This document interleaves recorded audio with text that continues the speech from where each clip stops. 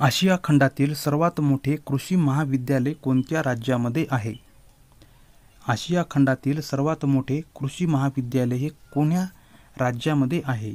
तर याचं उत्तर होईल मित्रांनो ऑप्शन क्रमांक ए होईल, ते म्हणजे हरियाणा या राज्यामध्ये आशिया खंडातील सर्वात मोठे कृषी महाविद्यालय हे आहे. पुढचा प्रश्न पाहूया. महाराष्ट्र शासनाची जल व भूमी व्यवस्थापन कोणत्या ठिकाणी कार्यरत आहे? महाराष्ट्र शासनाची जल आणि भूमी व्यवस्थापन कोणत्या ठिकाणी कार्यरत आहे? तर या ठिकाणाचं उत्तर होईल मित्रांनो ऑप्शन क्रमांक ए होईल, ते म्हणजे छत्रपती संभाजीनगर या ठिकाणी महाराष्ट्र शासनाची जल व भूमी व्यवस्थापन कार्यरत आहे. पुढचा प्रश्न पाहूया. महाराष्ट्रात पहिली कृषी गणना केव्हा करण्यात आली आहे? तर महाराष्ट्रामध्ये पहिली कृषी गणना ही केव्हा करण्यात आली आहे? तर या ठिकाणाचं उत्तर होईल मित्रांनो ऑप्शन क्रमांक डी होईल, ते म्हणजे 1970 मध्ये महाराष्ट्रामध्ये पहिली कृषी गणना ही करण्यात आली होती. पुढचा प्रश्न पाहूया. महाराष्ट्रात जलयुक्त शिवार योजना कोणत्या वर्षी लागू झाली? महाराष्ट्रामध्ये जलयुक्त शिवार योजना ही कोणत्या वर्षी लागू झाली? तर याचं उत्तर होईल मित्रांनो ऑप्शन क्रमांक डी, ते म्हणजे 2014 मध्ये महाराष्ट्रामध्ये जलयुक्त शिवार योजना ही लागू झाली आहे. पुढचा प्रश्न पाहूया. करडी क्रांती खालीलपैकी कोणत्या क्षेत्राशी निगडीत आहे? करडी क्रांती ही खालीलपैकी कोणत्या क्षेत्राशी निगडीत आहे? तर याचं उत्तर होईल मित्रांनो ऑप्शन क्रमांक बी, ते म्हणजे खते उत्पादन याकरिता करडी क्रांती ही निगडीत आहे. पुढचा प्रश्न पाहूया. नमो शेतकरी सन्मान योजना कोणत्या राज्याने सुरू केली? नमो शेतकरी सन्मान योजना ही कोणत्या राज्याने सुरू केली आहे? त्याचं उत्तर होईल ऑप्शन क्रमांक सी होईल, ते म्हणजे महाराष्ट्र या राज्याने नमो शेतकरी सन्मान योजना ही सुरू केली आहे. पुढचा प्रश्न पाहूया. वनसंवर्धन शास्त्रास खालीलपैकी कोणती संज्ञा आहे? वनसंवर्धन शास्त्रास खालीलपैकी कोणती संज्ञा आहे? तर याचं उत्तर होईल मित्रांनो ऑप्शन क्रमांक बी होईल, ते म्हणजे सिल्व्हिकल्चर. हे उत्तर तुमचे एकदम योग्य होईल. पुढचा प्रश्न पाहूया. महाराष्ट्रातील पहिले भात संशोधन केंद्र टिंबटिंबमध्ये कर्जत जिल्हा रायगड येथे स्थापन झाले. महाराष्ट्रातील पहिले भात संशोधन केंद्र हे टिंबटिंबमध्ये कर्जत जिल्हा रायगड या ठिकाणी स्थापन झाले. तर याचं उत्तर होईल ऑप्शन क्रमांक डी, ते म्हणजे 1919ला. तर महाराष्ट्रातील पहिले भात संशोधन केंद्र हे 1919 मध्ये कर्जत जिल्हा रायगड या ठिकाणी स्थापन हे झालेले आहे. तर ऑप्शन डी हे उत्तर एकदम बरोबर होईल तुमचं. पुढचा प्रश्न पाहूया. खोडवा पिकासाठी खरीप ज्वारीची सर्वोत्तम जात कोणती? खोडवा पिकासाठी खरीप ज्वारीची सर्वोत्तम जात ही कोणती आहे? तर याचं उत्तर होईल ऑप्शन क्रमांक बी होईल, ते म्हणजे CSH5 ही खोडवा पिकासाठी खरीप ज्वारीची सर्वोत्तम जात ही आहे. ऑप्शन बी हे उत्तर तुमचं एकदम बरोबर होईल. पुढचा प्रश्न पाहूया. महाराष्ट्रात रब्बी ज्वारीचे सरासरी प्रति हेक्टरी उत्पादन खरीप ज्वारीपेक्षा टिंबटिंब आहे. महाराष्ट्रामध्ये रब्बी ज्वारीचे सरासरी प्रति हेक्टरी उत्पादन हे खरीप ज्वारीपेक्षा टिंबटिंब आहे. तर याचं उत्तर होईल ऑप्शन क्रमांक बी, ते म्हणजे कमी आहे. तर महाराष्ट्रामध्ये रब्बी ज्वारीची सरासरी प्रति हेक्टरी उत्पादन खरीप ज्वारीपेक्षाही कमी आहे. पुढचा प्रश्न पाहूया. मार्गदर्शी ग्राम योजना टिंबटिंब वार्षिक योजनेत सुरू केली. मार्गदर्शी ग्राम योजना ही टिंबटिंब पंचवार्षिक योजनेत सुरू केली. तर याचं उत्तर होईल ऑप्शन क्रमांक ए होईल, ते म्हणजे पहिल्या. तर मार्गदर्शी ग्राम योजना ही पहिल्या पंचवार्षिक योजनेत सुरू ही केलेली आहे.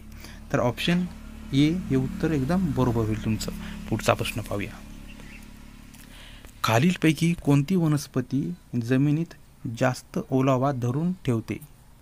खालीलपैकी कोणती वनस्पती आहे की जी जास्त ओलावा धरून ठेवते? तर ऑप्शन क्रमांक डी गवत ही वनस्पती जमिनीत जास्त ओलावा धरून ठेवते. तर ऑप्शन डी हे उत्तर एकदम बरोबर होईल तुमचं. पुढचा प्रश्न पाहूया. भारतामध्ये प्रथम कृषी विद्यापीठाची स्थापना कोणाच्या नावाने झाली? भारतामध्ये प्रथम कृषी विद्यापीठाची स्थापना ही कोणाच्या नावाने झाली आहे?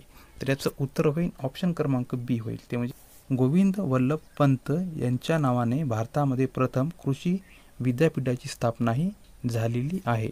तर ऑप्शन बी हे उत्तर एकदम तुमचं बरोबर होईल. पुढचा प्रश्न पाहूया. ग्रामीण भारताकरिता सर्वात उत्तम प्रकारची शेती कोणती असेल किंवा आहे? तर या ठिकाणाचं उत्तर होईल ऑप्शन क्रमांक सी होईल, ते म्हणजे सहकारी तत्वावरील शेती ही ग्रामीण भारताकरिता सर्वात उत्तम प्रकारची शेती ही आहे. तर ऑप्शन सी हे उत्तर एकदम तुमचं बरोबर होईल. पुढचा प्रश्न पाहूया. विपणनातील मूलभूत संकल्पना कोणती? विपणनातील मूलभूत संकल्पना कोणती? तर याचं उत्तर होईल ऑप्शन क्रमांक ए होईल, ते म्हणजे गरज. हे उत्तर एकदम तुमचं बरोबर होईल. Next question. कृषी मूल्य आयोगाची स्थापना टिंब साली झाली. कृषी मूल्य आयोगाची स्थापना ही टिंब साली झाली आहे. तर याचं उत्तर होईल मित्रांनो ऑप्शन क्रमांक डी होईल, ते म्हणजे 1965 मध्ये कृषी मूल्य आयोगाची स्थापना ही झालेली आहे. Next question. भारतातील तणावग्रस्त कर्जाच्या विक्री आणि खरेदीसाठी प्रमुख नियामक संस्था कोणती आहे? भारतातील तणावग्रस्त कर्जाच्या विक्री आणि खरेदीसाठी प्रमुख नियामक संस्था कोणती आहे? तर याचं उत्तर होईल मित्रांनो ऑप्शन क्रमांक ए होईल, ते म्हणजे RBI. हे उत्तर तुमचं एकदम बरोबर होईल. पुढचा प्रश्न पाहूया. सन 2020-21 मध्ये कृषी क्षेत्रात टिंब वृद्धी झाली. सन 2020-21 मध्ये कृषी क्षेत्रात टिंब वृद्धी झाली. तर याचं उत्तर होईल ऑप्शन क्रमांक बी होईल, ते म्हणजे 3.4% एवढी सन 2020-21 मध्ये कृषी क्षेत्रात वृद्धी ही झालेली आहे. Next question. महाराष्ट्रामध्ये सिंचनाचा सर्वात मोठा स्रोत कोणता आहे? महाराष्ट्रामध्ये सिंचनाचा सर्वात मोठा स्रोत हा कोणता आहे?